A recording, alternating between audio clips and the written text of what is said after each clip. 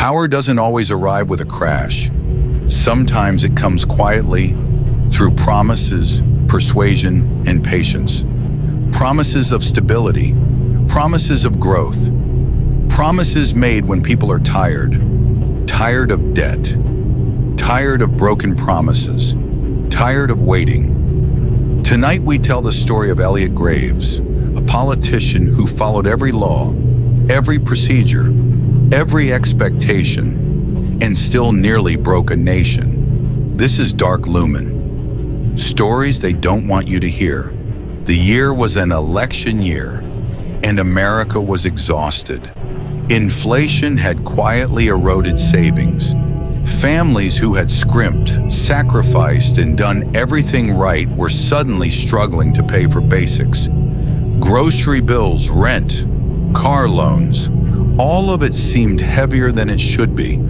In the Midwest and Rust Belt, entire towns looked like ghost towns. Abandoned factories, empty streets, boarded windows.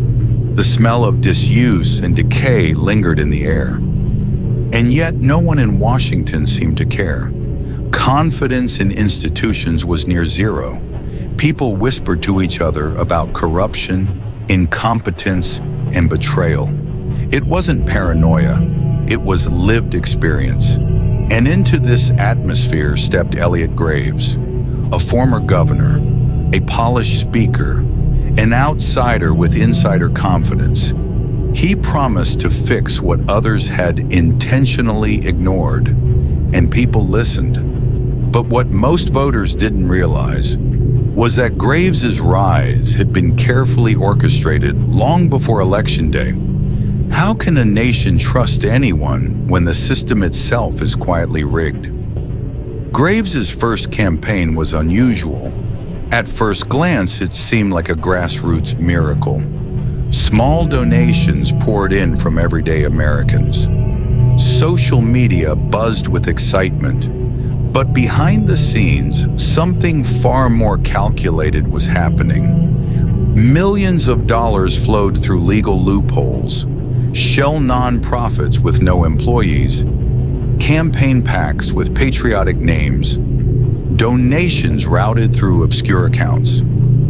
Every transaction was technically legal, but together they formed a web of influence that no ordinary observer could detect. Then came the data analytics. Firms specializing in behavioral prediction were hired to study voters. Not just what they believed, but why they believed it. Fear, hope, anxiety, desire. Every emotion mapped, every message tailored. Elliot Graves didn't just campaign. He predicted the emotional state of a nation. And when he spoke, he wasn't merely addressing the people, he was guiding them. How do you win an election before anyone even votes? Election night was surreal. By 10 p.m., the maps were turning. Colors shifted in a way that seemed almost impossible. Graves didn't just win, he dominated. Markets surged immediately. Wall Street celebrated.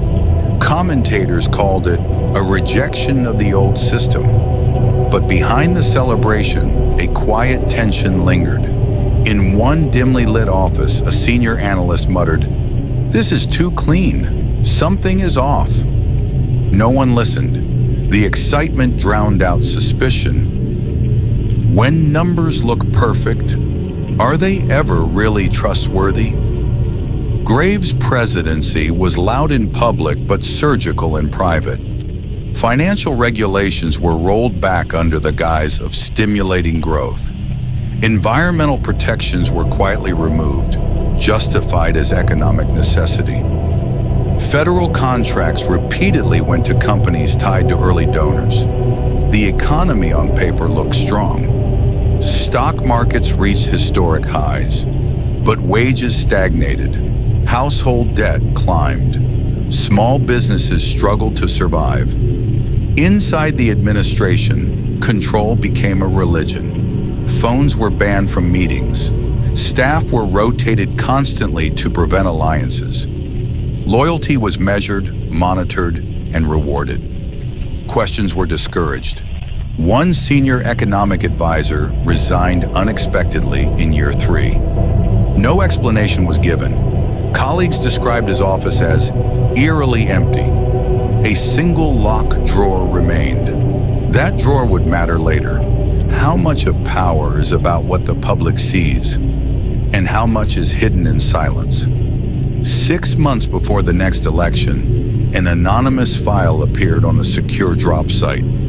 Graves' ledger.zip, thousands of documents inside. Offshore transfers, internal memos showing policy influenced by donors, and even recordings of strategic conversations. One clip stood out. Graves' voice, calm, measured, confident. If the markets hold through November, they'll forgive anything. Within 48 hours, the news exploded. Markets fell. Foreign investors pulled out.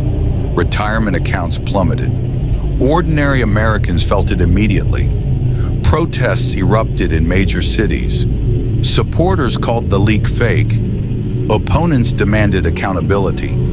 Congress rushed emergency hearings. Intelligence agencies quietly confirmed the recordings were authentic. How do you handle a country discovering the truth all at once? Graves denied everything publicly. He called it a conspiracy, a smear campaign orchestrated by enemies within and beyond our borders. Then, without warning, his campaign manager was arrested while boarding a private jet. Wire fraud charges, international intrigue implied but unexplained. Graves canceled all public appearances. The White House lights stayed on through the night, casting shadows across empty halls. How do you lead when your empire of silence begins to crumble? 2 weeks before the election, Graves addressed the nation. He looked older, thinner. He spoke of betrayal, enemies, economic warfare. He never denied the evidence. His silence spoke louder than any speech. Across America, people watched. Some felt anger, some disbelief. Many felt a creeping fear. When words fail, silence becomes louder than law. Despite the chaos, Graves' name remained on the ballot. Turnout was historic. Losses decisive. Not close, not contested. The aftermath was swift. Investigations followed. Indictments quietly came years later. Graves himself never served jail time. Legal shields, loopholes, protections he helped create kept him safe. The lesson: legality does not equal morality. How close did America come to repeating the same mistake? The economy took years to stabilize. Confidence took longer.